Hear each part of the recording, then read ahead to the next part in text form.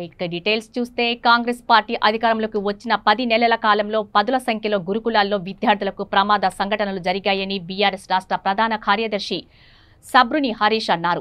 రాజన్న సిరిసిల్ల జిల్లాలో నిర్వహించిన సమావేశంలో సబ్బని హరీష్ పలువురు బీఆర్ఎస్ నాయకులు పాల్గొన్నారు. ఈ సందర్భంగా వారు మాట్లాడుతూ కొన్ని గురుకులాల్లో పాము కాటుతో విద్యార్థులు మరణిస్తే మరికొన్ని గురుకులాల్లో భోజనం అందించకపోవడం జరిగింది. ఈ సంఘటన వల్ల సంక్షేమ హాస్టళ్లు అంటేనే విద్యార్థులు వారి తల్లిదండ్రులు భయపడుతున్నారని హరీష్ తెలిపారు. ఈ కార్యక్రమంలో పట్టణ అధ్యక్షులు షేక్ సికిందర్, రాచమల్లు మోహన్, అష్ఫాక్ తదితరులు పాల్గొన్నారు.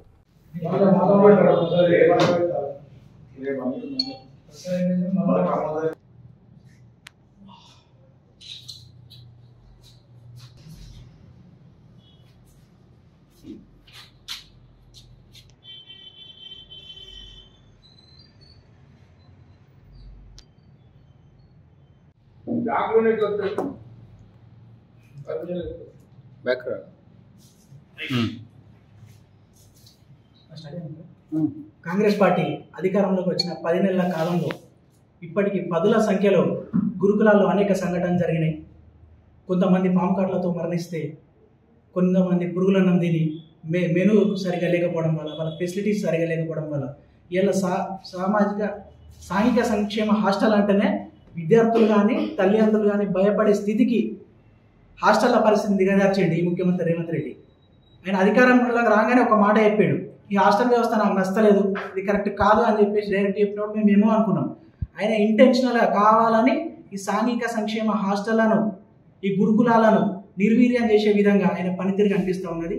దానికి నిన్ననే కుమ్రంభీం జిల్లా వాంకాడే గురుకులాల్లో సాంఘిక సంక్షేమ హాస్టల్లో, గిరిజన సాంఘిక సంక్షేమ హాస్టల్లో 60 మంది ఫుడ్ పాయిజన్ వల్ల అస్వస్థతకు గురయ్యారు. అందులో 3 నిమ్స్లో చేర్చిర్రు. ఒక అమ్మాయి వెంటిలేటర్ మీద సీరియస్గా ఉన్నారు. 4 ఇప్పుడు సీరియస్గా ఉన్నారు. కాంగ్రెస్ పార్టీ అధికారంలోకి వచ్చినప్పటి నుంచి ఇప్పటి వరకు 60 మంది విద్యార్థులు మృత్యువాత పడ్డారు. హాస్టల్ విద్యార్థులు, బీసీ, ఎస్సీ, ఎస్టీ, మైనార్టీ హాస్టల్కి చెందిన విద్యార్థులు 60 మంది చనిపోయారు. ఈ హత్యలకు, ఇవి ప్రభుత్వ హత్యలుగానే మేము పరిగణిస్తున్నాం. వీటికి ఎవరు బాధ్యత వహిస్తారు? వీటికి ఖచ్చితంగా ప్రభుత్వమే బాధ్యత వహించాల్సింది.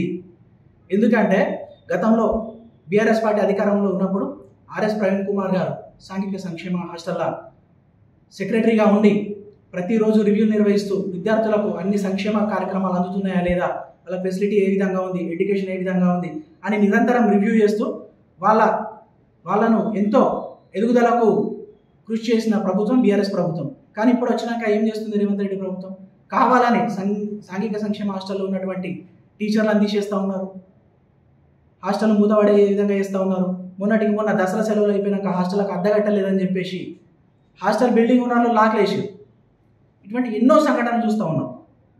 బీఆర్ఎస్ పార్టీ అధికారంలోకి రాగానే ముందు విద్య అనేది ప్రతి ఒక్కరికి అందుబాటులో ఉండాలని 1023 సాంఘిక సంక్షేమ గురుకులాలను ఏర్పాటు చేయడం జరిగింది. అందులో భాగంగా ఒక్కొక్క విద్యార్థికి 1,60,000 రూపాయలు ఒక్కొక్కరికి ఖర్చు చేయడం జరిగింది.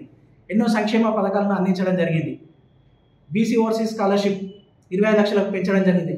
ఇలా ఎన్నో సంక్షేమ కార్యక్రమాలు చేపడితే రేవంత్ రెడ్డి మాత్రం గిరిజన శాఖ మంత్రి అయిననే, విద్యాశాఖ మంత్రి అయిననే, హోమ్ మినిస్టర్ అయిననే, తెలంగాణలో శాంతి భద్రత అదుపు తప్పినాయి, విద్యాశాఖ మీద కనీసం రివ్యూ లేదు.